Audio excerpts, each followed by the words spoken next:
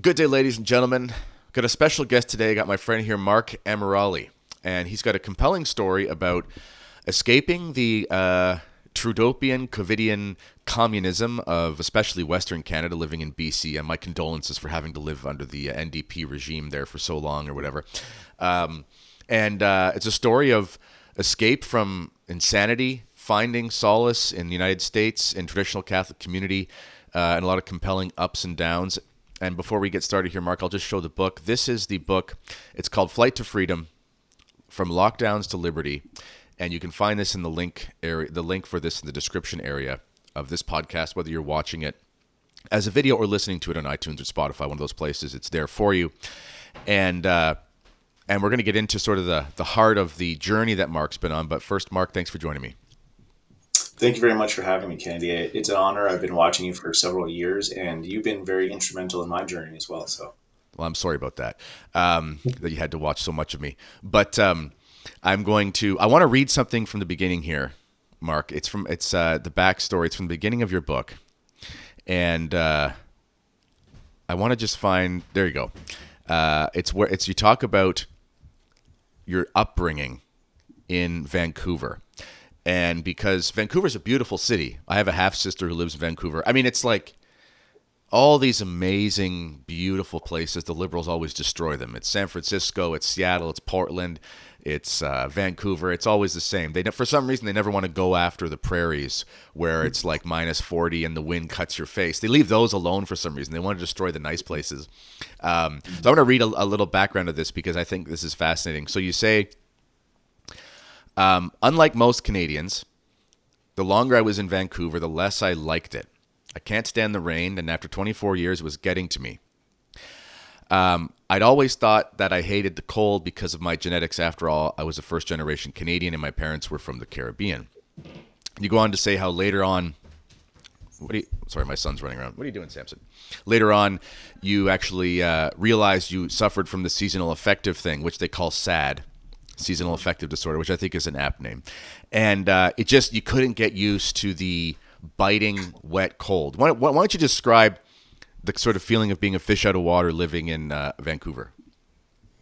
yeah, it's interesting. When you're young, you don't really pick up on it. You just know you're uncomfortable. But when you get older, you're really looking for some solutions to your discomfort. You're analyzing why you're feeling uncomfortable. And for me, it was that gray, wet feeling that you felt like you're literally under a rain cloud all the time. And in Vancouver, that's what it was. So when I left in my early 20s, I was 24 when I left, and I lived in South Korea for 3 years. And when I came back for a brief time, I lived back in Vancouver for a few months, and living, that September feeling of, well, now we've got another 7 months of rain.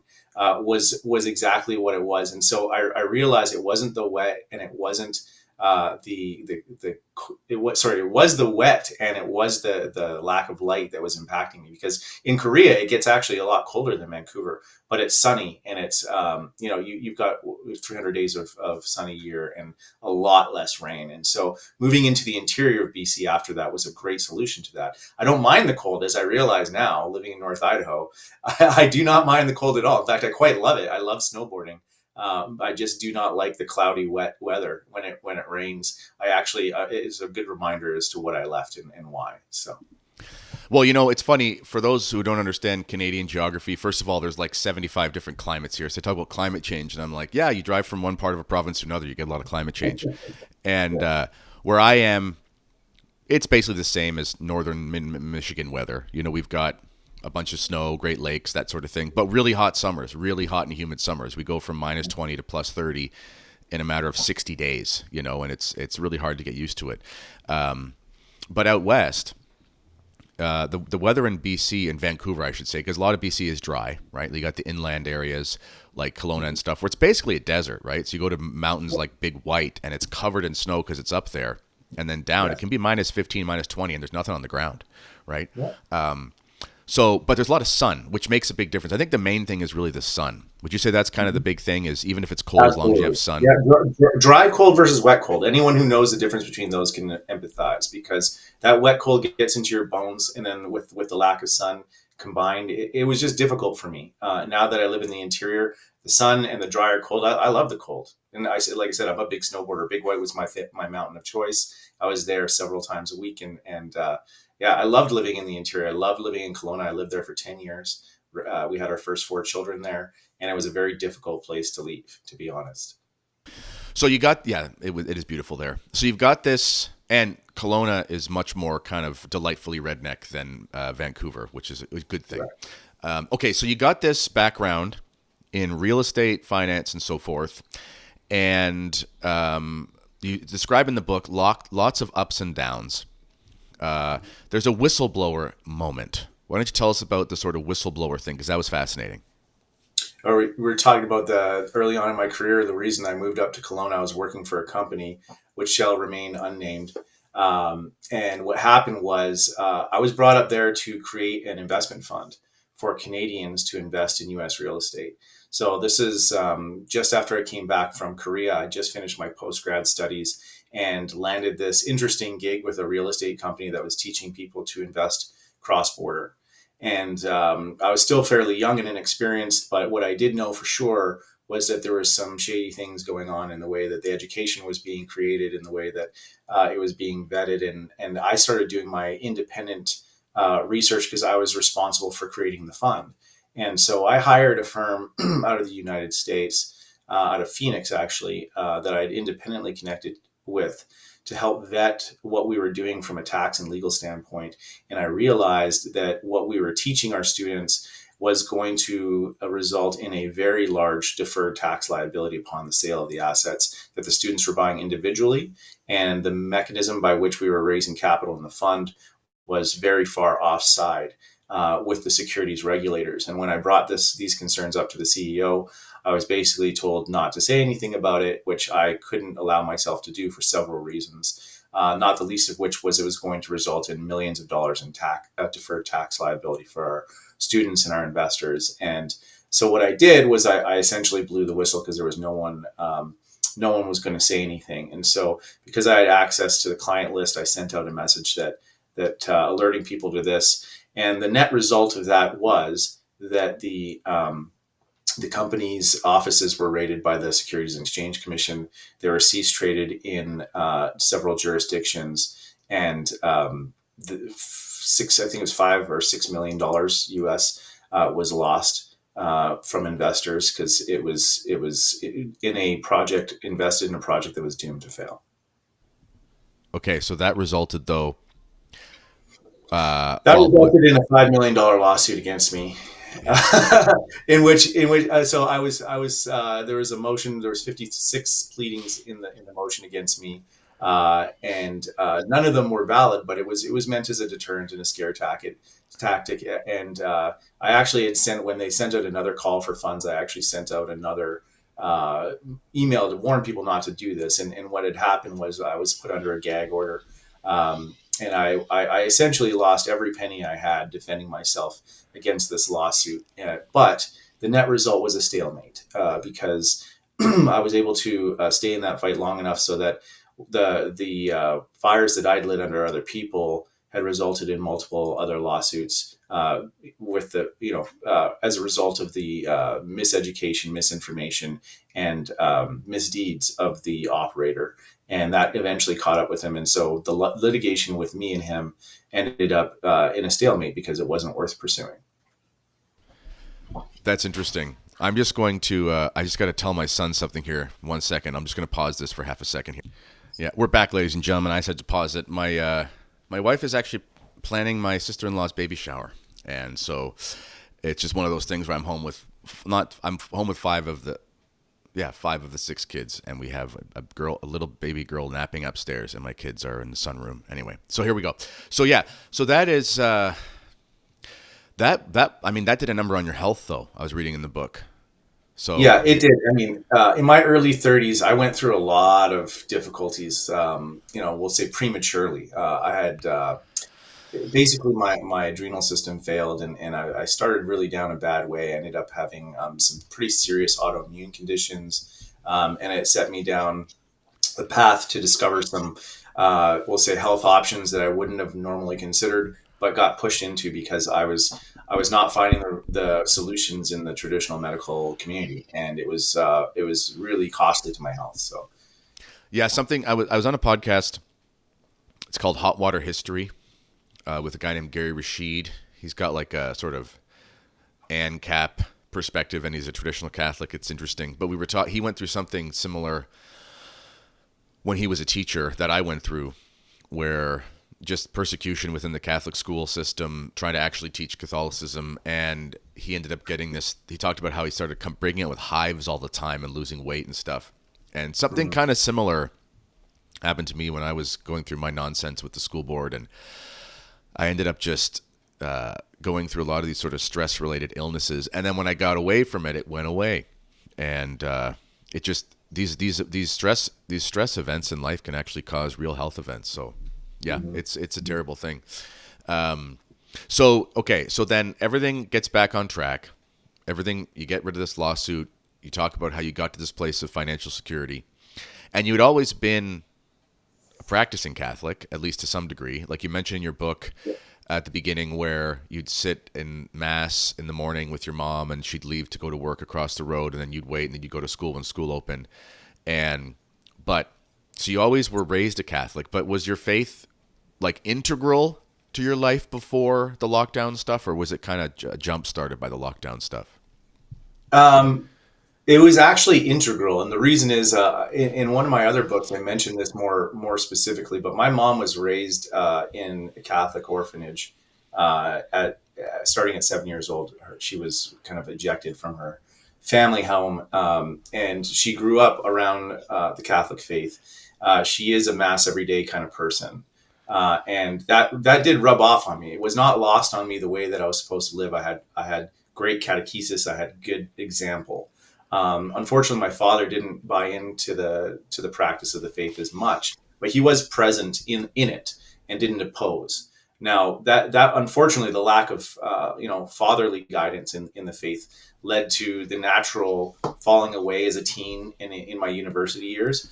At the end of the university years is when I started kind of taking ownership of it, as I've heard you kind of speak about before. So it did actually start before I got married. I met my wife in Korea. She's from Ireland, not from Korea, but I was going to mass weekly in Korea, despite the fact that I wasn't quote unquote living a fully Catholic lifestyle. And when I came back to Canada with her from Korea, it was very intentional that we were going to live a Catholic lifestyle and raise our children as Catholics. But at that point, I would say my faith was increasing in its intention, but it was lacking in that I did not have the fullness of the faith, if you will, in the Novus Ordo. I was really going to mass and not getting anything out of it was the frustration. As an adult, I left when I was 24. Just kind of coming into adulthood. I was back. I was in my 30s. I was really starting to question. What are we like? What am I getting out of this? And that's when COVID hit, and I was kind of, we'll say, a little bit on the lukewarm side. I was still going to mass. I was still doing things the way I was supposed to, but when COVID hit, it was that crisis moment. I have this belief that when a real crisis hits your life, you're going to cut one of two ways. You're going to abandon everything you believed in because you didn't believe in it, or you're going to hold fast to what you believe in because you do believe in it. And my faith was that rock. And so when they shut down, the bishop, I think, like in your diocese, shut the everything down prior to the necessity for it.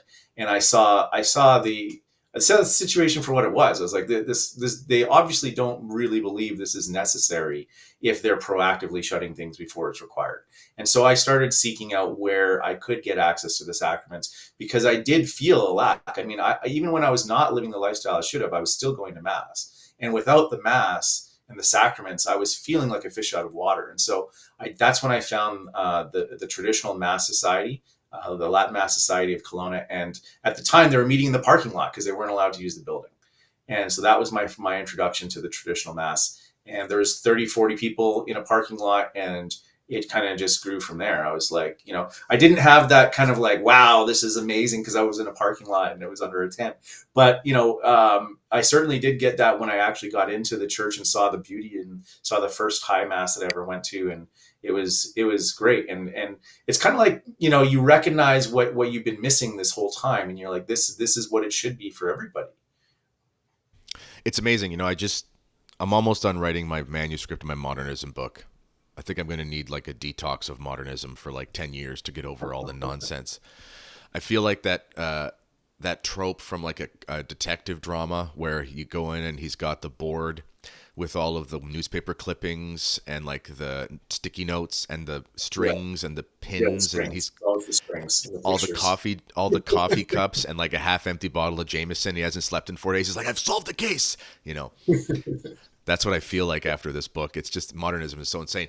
But it's funny. I'm reading this modernism book and I'm like, according to the old school modernists, the traditional Latin mass should be what they want, because they believe that the sort of lived tradition of people's experiences that shows their interior religious impulse is proof of the vitality of their religious belief. And it's like, you think that it just shows that they're even more modernist than the modernists in some sense with the new mass, because it doesn't even correspond to what the sort of people want, so to speak, because they all left, and then those who are serious now are going increasingly to the old mass. But yeah, I know what you're saying. So now then you get really sick. You get sick during COVID, and it's real bad, and you're in the hospital for a long time, and then the vaccine stuff comes. So you go from being real sick to now there's a vaccine, and I think we're allowed to talk about it on YouTube. I think, but maybe we'll be careful. Just whatever. You read all this stuff, as many of us, probably every single one of my viewers has, about the dangers of certain injections. And now you're like, okay, I go from being sick to now they want to stick me with something that I don't want either. And this kind of pushed you, let's say, it pushed you to a place where you said, okay, Canada's got problems, everyone's got problems, but now you're in a position where you're thinking you have to leave the country. Why don't you describe that process? Sure. So my we'll say my health education started back when I had mentioned previously that I'd gotten sick. So it may be worth mentioning. I have vitiligo, so the same thing that Michael Jackson had. My skin was turning white. I was having surgeries to try to solve that problem, and I was told essentially by the doctors that there was nothing they could do to stop it or even slow it. So when I went down a more natural path, I found ways to not just stop it, but reverse it, which was pretty telling to be like, oh, okay, I can see that there's things that may not be able to fit in your toolbox, but can fit in another toolbox that can solve these problems. And so that actually led me down to the other path, which is when we became parents and we had to decide whether or not we're going to, proactively inject our children. And the answer to that was I had no idea. But I asked my wife to look into it, and she came back and said, "You're the financial analyst. Use your analyst skills to look at this data and try to figure out whether or not we're going to do this." And so when I started looking into the data, just like your comment about modernism, it was all right there. It was really there for me to see. So this is 2013. I was in my early 30s when I started looking into this. So by the time I was in my late 30s and COVID came around, we'd never, we'd never injected any of our children. They're all 100% untouched in that manner.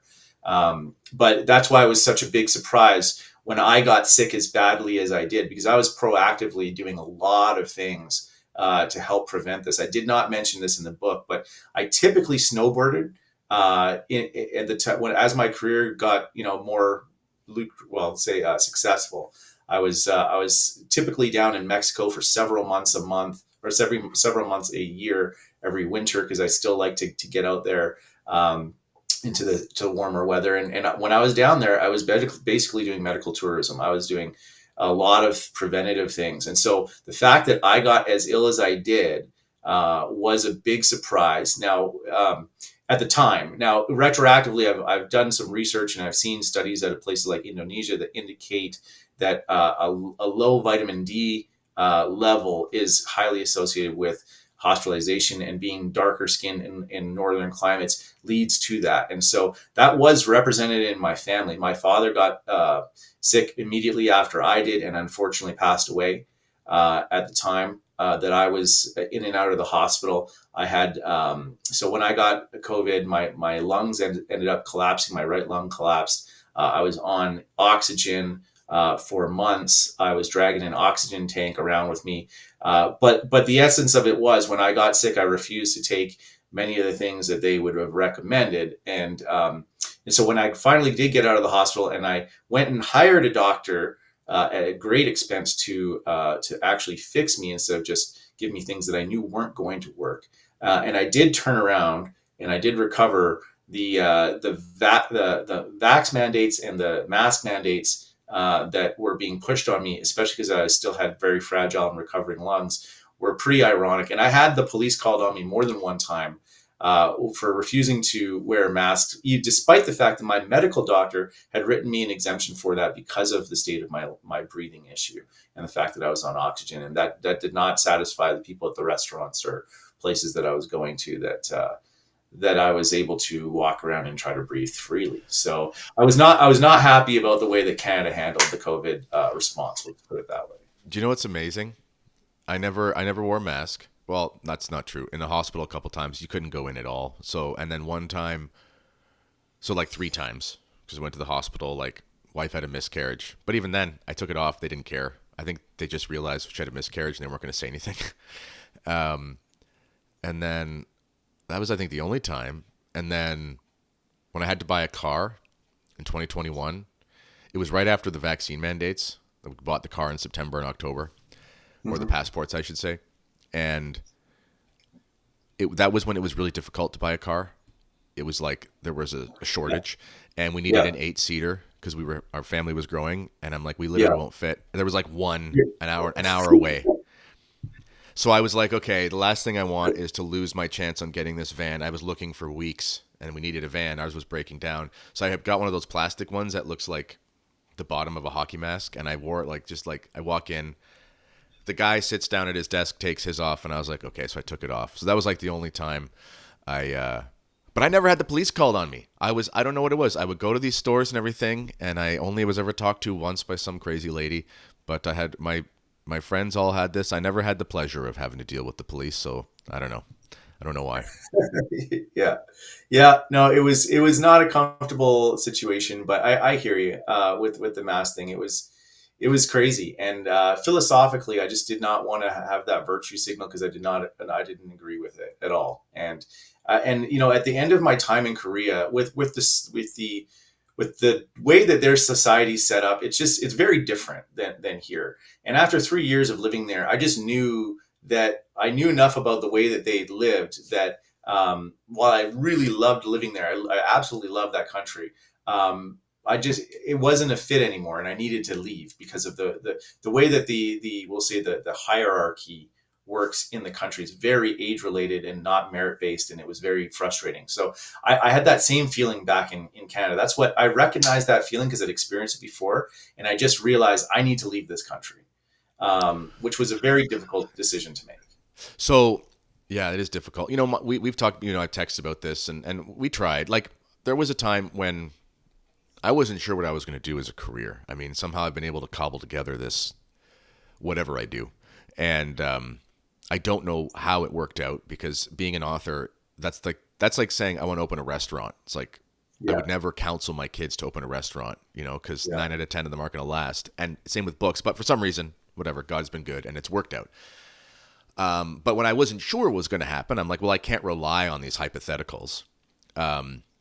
We were trying to find ways to go to the States, and from my position, you either had to have. I mean, we'll talk about this. Actually, I want to ask you some questions about how you were able to get over so effectively when it's so difficult. And that's funny thing, Americans. When I remember when Trump was talking about his merit-based immigration system, and he wanted to have like a point system, and they said it was so racist. They have no idea that's literally how it works to come to Canada.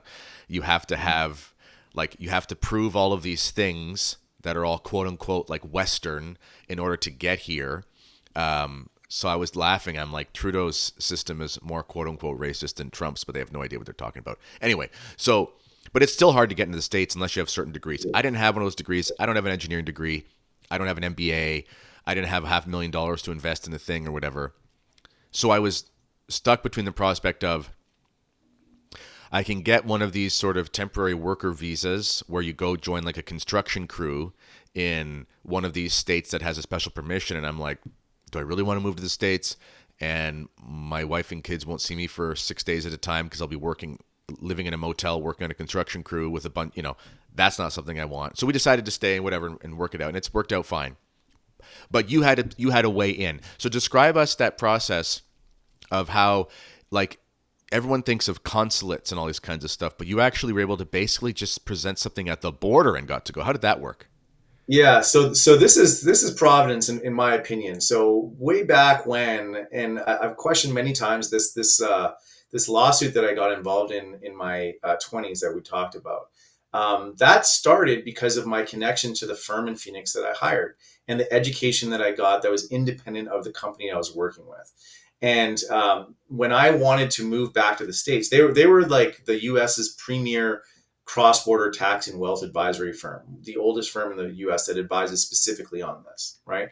And so when I wanted to, and I worked with them for a few years getting this fund up and running, and I kept in contact with one of their Canadian VPs that came up. We were a similar age and had kind of a similar mindset. So when I decided that I wanted to leave, I had remembered back in the firm.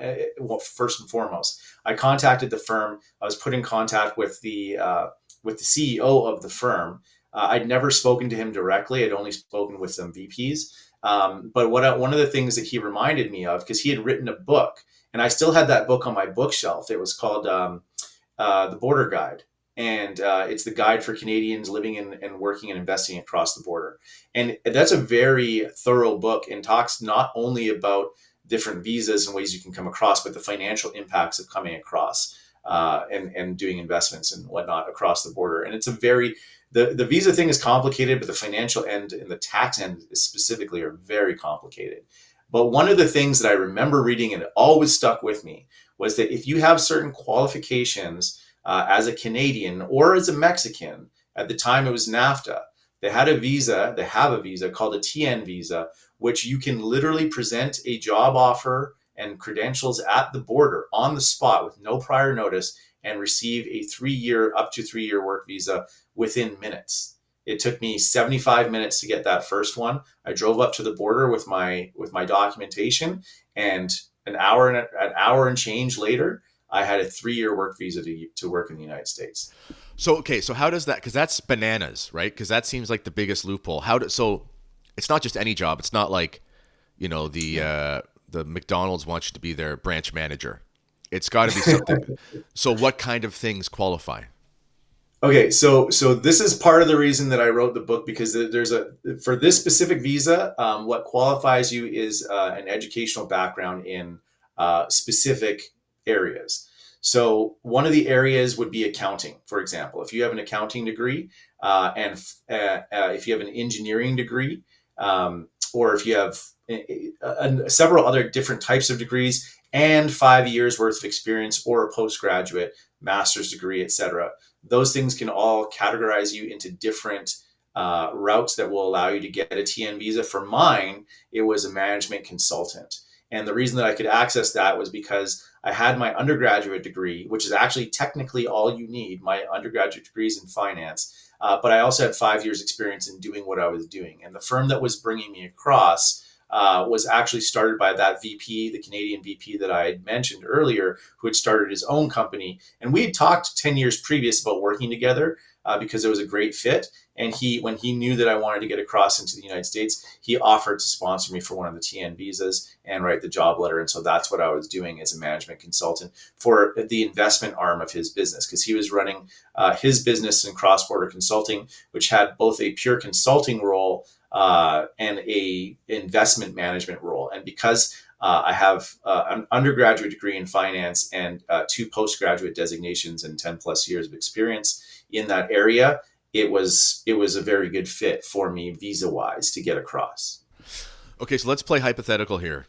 So Mm-hmm. in the realm of like someone is trying to get across, how creative can one be?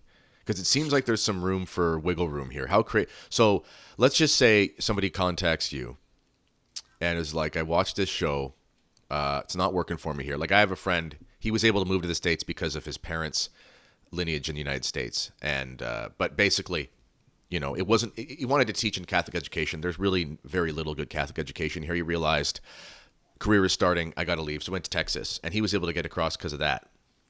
But Hmm. lots of people, it's not that the United States is not like a utopia where you'll never have any of the problems again. Every state is different, but there are legitimate reasons why certain professions, especially as a Catholic, and you have certain moral requirements, it's very difficult. Like being a doctor here, it's a double-edged sword because we want good doctors to stay, but you basically, especially in Ontario, you can't refuse to recommend somebody to have assistance in dying or something like that, technically speaking. So there are certain moral things that make it impossible. So what if somebody's just kind of like, I need to get out of here. There's no career prospects for me. What would the first step, like how creative can one be hypothetically with getting across? Like what kind of things could they say or kind of papers could they get? Yeah. Okay. So there's this is obviously it's a very broad question. So I'll try to answer it broadly Yeah. because I go into specifics in the book on all the different visa types that might apply. So Yeah. if a family visa route is not going to work, then you basically have two broad categories that you're going to fall under. The first one is a business owner. Okay, if you're a business owner or business investor, as you alluded to earlier, you can be an investor and drop anywhere from 500,000 to $1 million, and there are ways that you can get in through what's called the EB-5 visa. Okay, assuming that most people don't have that, because that was a route that I considered, but it ultimately wasn't going to work. If you are a business owner, or and this is an important distinction, are willing to start a business, okay, there's another visa that would this will blow your mind. You can go across into the United States. You can go across on a visitor visa. You can decide to invest in a business while there, and then turn around and say, I've invested in a business, I want to stay, and get approval to stay indefinitely. Okay. So if you're thinking of starting, let's just say you love to shoot guns. Okay. I have a friend in this situation, wants to come down to the States. He's been talking about starting a gun range for some time. He goes and buys the land, starts the gun range while he's down here on a visitor visa. He can turn around and apply in place for an E2 visa and come across and stay here. So if you're willing to be in business, there are several different options as an investor or as an operator of the business. If you are not in the business category, you're not going to own a business. Your situation gets narrowed quite dramatically because then it comes down to what is your background, what is your education, what is your where you're going to get a job, what's your job offer. Now, there's a blend between the two because some people say, "Well, I have a friend; they're willing to hire me." Well, if you have that situation, if you're coming under an employee visa, there's an EB1, employment based one, two, three, and four. Okay, and if you do some googling on this, you'll see that all of those employment types have quotas for how many people they'll let in, and there's some pretty significant timelines as to how long it will take you to get, and they're all based on your education and what you're going to be doing and the fact that you have a job offer. The hybrid between the two is the TN visa, right? So for Canadians specifically, you don't have to have this long, drawn out 3-year process for an employment visa.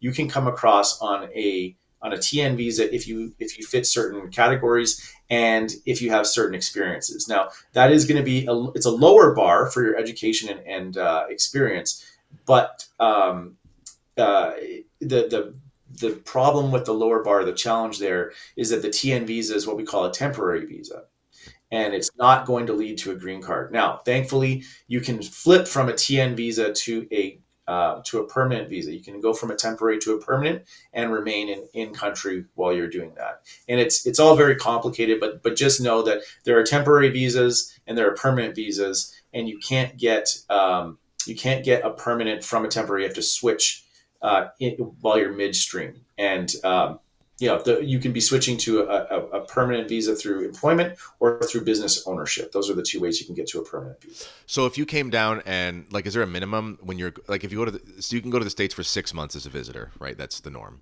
Um, but what's interesting Yeah. about that though is you're not technically supposed to work. So how does it work when you're investing? Is it like you're not making any profit from it? You just kind of put something into it? Is No, that the no, distinction? no, no, no, no, no. It's. I wouldn't say it's a loophole, but when you are down here on a temporary or on a visitor visa, and you invest in a business, you're becoming a business owner and operator, and then Okay. you're turning around and applying to USCIS for a permit to stay under your business. Now, I'm just going to comment quickly on one of the things that you just said, and I would caution people to know this. Okay, there is no, as a Canadian. I mean, I was a Canadian. I am a Canadian still. Okay, there are no more places where I've found half truths more so than what the Canadian interaction with the U.S. is. So Yeah. while it is true that you can come across for a 6 month visa automatically at the border and not need any previous paperwork, most people do not know that that is per stay, which means if you left the United States, came back the next day, you could come back in for another 6 months. And I describe that Yeah. situation in my book, and in the other book, The Border Guide describes it even more succinctly. There is something called the substantial presence test that would determine whether or not you are a tax resident of the United States. But just know that the immigration laws and the tax laws are distinct and separately enforceable. So Okay. you can be in the United States physically present for 365 days a year and not be in violation of your immigration status and your visa. It will trigger some things on the tax side of things, but that is also not the end of the world. Wow, that's so really, as long as you like find a good, I mean there's specific types of lawyers. You could just go across the border tomorrow, which you can cross now, and basically just kind of set up, and no one's going to come knocking on your door in 6 months and say you've been here too long. That's correct. Now, the what will trigger in that situation is when you cross again, when you come back and cross again, they're going, if the border agent believes that you are not acting in accordance with your immigration status, in that if you're here as a visitor but you're acting like a permanent resident, that's going to be what triggers the flag. Because there's several reasons for people to be down there visiting for longer periods of time, visiting family, et cetera, going back and forth. There's no problem with that. What the problem is if they believe that your intention while crossing the border is not what your stated intention is. So I'm not recommending, just to be Yeah, clear, I'm yeah, not just for recommending sure. people clandestinely come down to the United States. But what I am saying is when you start researching what your options are as a Canadian to interact with the United States, you will find a way. They're the old saying, where there's a will, there's a way. And in my situation where you were saying, okay, well, now I have to figure out what I'm going to do for my career. I had the same thing. I was well entrenched into what I was doing for a decade. I had rebuilt my entire financial life from when I had recovered from this lawsuit that I was talking about earlier. I was at the point where my lifestyle was paid for from passive investments. I had my 3, 4 kids. Everything was fine. And then in a 3 week period, it was like, we have to leave the country, give up everything we just built in the last 10 years. And we're kind of taking it by faith that there's going to be an opportunity to rebuild everything here. And it didn't work out the way that I wanted to. It actually ended up working out better after a major disruption. So, but again, and the visa situation was the most complicated part to figure out through Yeah. all of that, because with that employment interruption that I had when I was here, and then having to potentially go back to Canada after sacrificing everything I did, lose that last several years that I gave up to try to rebuild, and then have to go back to Canada would have wiped away all of the efforts that it took to get here. So I was thankful because of the knowledge that I have in doing what I was doing, because I was working on both the investment management side and the cross border consulting side. I was able to use that information to pivot myself into a position where I can get a permanent visa from a TN. And that's a whole nother story. And I go through that in the book. Again, ladies and gentlemen, that's available in the book that I'll put on the screen here. And let me just pull this up again. It's Flight to Freedom: From Lockdowns to Liberty. It's a fascinating tale. So we have about I'm sorry. You know what, Kenny? I'll just sorry to interrupt you. yeah. What I will mention is one other major thing for those who are appropriately qualified. I do mention this in the book, and it's very important to note. There is it's not a loophole. It is a subsection of one of the employment visas, and this will be for those who are appropriately qualified, very interesting information. The way that I ended up pivoting, I used what's called the national interest waiver to do this, which means that as an appropriately qualified Canadian, you can apply to come down to the United States and get a permanent visa, a green card, and bypass the need for a job offer or employer, and come down on your own recognizance on something, on an endeavor that you are proposing, which means that you bypass multiple years worth of applications and waiting and go straight to green card. My application for green card was approved in 45 days because I paid an extra $2,500 for that to do. So it took me 2 years to learn how to do that. But now that you know how to do now that I know how to do that, that was well worth it. And I instruct people how to access that information in the book. Wow, knowledge is power. So, okay, so you get across and you first go to Texas. Why didn't you, what was that like? Was everything bigger for one? And then why didn't you stay there? Yes, I can say definitively that everything is bigger in Texas. And if you've ever been to a Buc-ee's, you know what I mean. That is a gas station with 120 gas pumps, and it is a mall. That is how they do it in Texas, and it is wonderful. I really love Texas. So the analysis went like this. Number one, we didn't have a lot of time. I visited Texas in September to check it out. October 14th, 2021, my wife and I realized that we were going to have our fifth child, excuse me, at the time. She was due in December, and the border, we knew the lockdowns were going to start for the border on January 15th. We knew that the math would work out that if we had that baby late and with Christmas, there might be a chance that that birth certificate would not arrive in time for us to leave in January. So on October 14th, when I got back from Texas visiting and realized that, my wife and I discussed it that night. She decided to call a midwife in the morning to see if we could get down to Texas and have the baby there. She confirmed that on the morning of the 15th, and by November 5th, we were gone. On October 18th, anything I hadn't sold or given away was put out on the front lawn.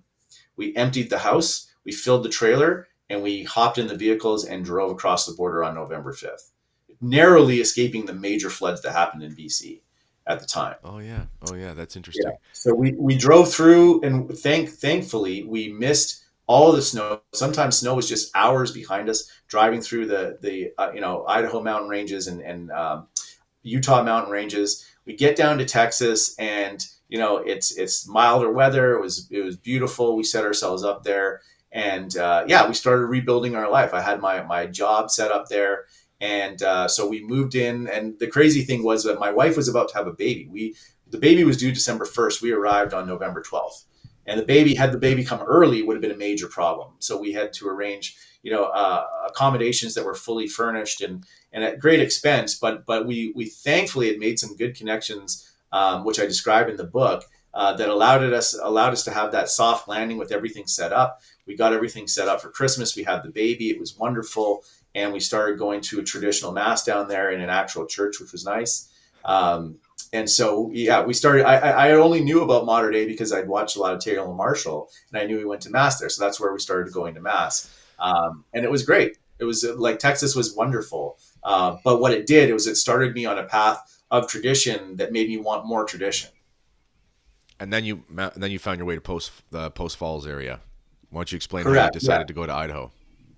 Yes. Okay. So the way that I decided to come to Idaho was living in North Dallas. We started going to Mater Dei, and the Texas freeway system was very treacherous. It is very treacherous. If everyone drives in Texas, or in Dallas specifically, they'll know.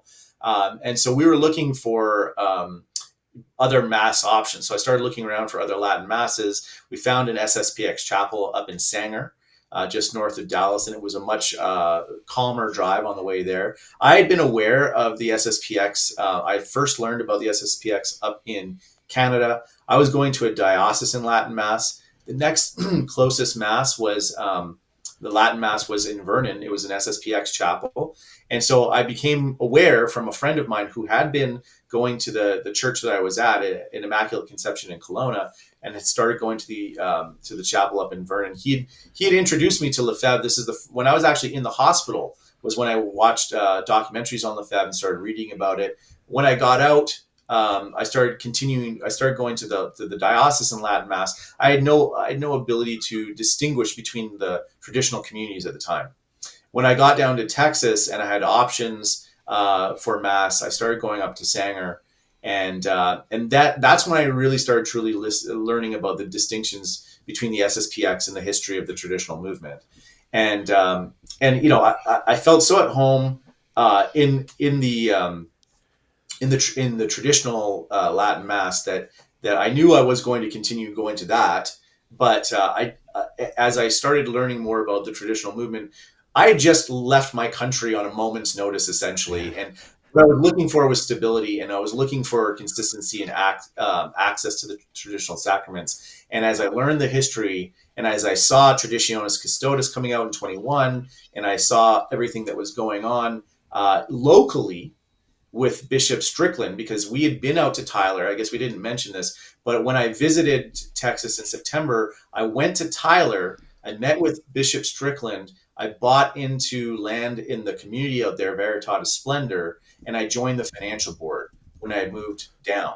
Okay, so I actually bought land out in Tyler before I bought my house in Dallas. Okay, and I was on the financial board, and I had met Bishop Strickland, and I'd seen what was going on, through LifeSite and other news outlets in terms of where Bishop Strickland was trending in terms of his stance with Rome, we'll say. And what I was concerned about, what I was looking for most of all was community. And I was looking for stability in that community. And I started having concerns that even if I did move to Tyler and I was going to the Latin Mass at the fraternity out there or diocesan, that might not last the rest of my lifetime or children's lifetimes. So that ended up being correct because obviously Bishop Strickland was removed, and I decided not to move to Tyler based on the concern that might happen. So what I was Right. Well, doing was, That worked out because now look what's happening, and they're in a crisis now in Tyler. yeah. So Yeah. what I did was I started looking around for options, and what I wanted was, because we just have our fifth child, and my wife was homeschooling. We were homeschooling to that point. We were looking around for different options, and so I noticed that there were options around the U.S. where the SSPX had schools, and if we wanted to pivot from homeschooling, that would be a good thing to have, as well as proximity to daily mass and a priory with multiple priests. And so when I looked around, I actually remember it was the priest down in Sanger. His name was Father Trumer, and he suggested I look at St. Mary's or Yeah. Kansas City. And so what I did was I sat down with a I remember it was a physical pamphlet of all the different schools in the SSPX, and I looked at mapped them out, decided where has K through 12 options for boys and girls, and decided when I saw Post Falls, I was like, okay, it is 5 hours away from my house in Kelowna. It is back in the Northwest, which I love, in the inland Northwest. It's Yep. in a conservative state, in Idaho, which I wasn't really aware of Idaho, to be honest. When I was Yeah. there, I knew where it was and I'd been there, but I'd never really understood like how politically in line with my views it was compared to like Washington, for example. And so what I did actually was the first time I'd ever heard of Post Falls was that I had heard Father DeLallo, who was up in Vernon, just north of Kelowna. He was attending that chapel. He had he had been in Post Falls. He'd been stationed here, so I had actually kept in contact with him from the time that I'd first heard about the SSPX. He was sending me information of things that he'd written. He's a very prolific writer, and we kept in contact, and I'd kept him updated on what we were doing. And so when I had to make this decision between kind of like Kansas or Kentucky or Post Falls, I gave him a call, and he's like, Post Falls all the way. He's like, Really. you're gonna really like Post Falls. It's much like where you left. And so I came up here, likewise, like when I went down to Texas, and found that Post Falls was exactly what as he described. It is very much like Kelowna. I was sitting downtown in Coeur d'Alene, right next to Post Falls, and if I didn't know I was in Coeur d'Alene, you could have convinced me I was sitting on Bernard Avenue in Kelowna. It was Yeah. almost exactly the same feeling, just less wineries, and I don't drink wine, so it's fine. Well, that worked out amazing. So that's pretty cool. So, ladies and gentlemen, again, you can check out the book. I'll bring it up on the screen here again. And where did I put it? There it is. And it's called Flight to Freedom. There's also an audiobook, and it's I didn't narrate this one. Usually I'm promoting ones that I've narrated, but it's a good recording. I approve. And the guy who did it did a good job. It's a fun read. It's a really fun read. I was reading the book to prepare for the interview, and it's a nice readable style. You have a way of putting all this information in a very accessible way. Obviously, you've read hundreds and thousands of pages of all this stuff, which who wants to do that? And so I recommend for any Canadians who are in that position, actually, or Mexicans for that matter, who want to cross the border legally because it's a North America thing. It's interesting. It's good. It's always good to have a backup plan, especially with how unstable things are. You never know what's going to happen. So that's good. So I thank you for writing this book because it's got invaluable information in it.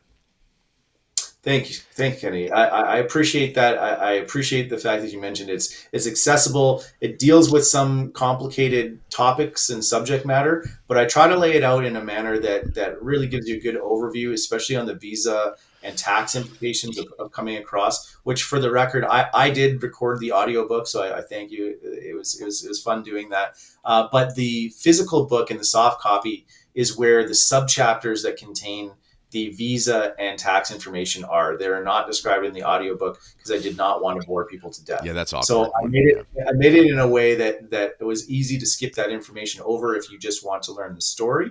And if you want to learn anything in terms of the information there on how to access getting into the United States, there's information on how to contact me. That is something that I do in terms of consulting. In addition to the real estate, it's again finance and real estate. The consulting and the real estate is what I'm doing now.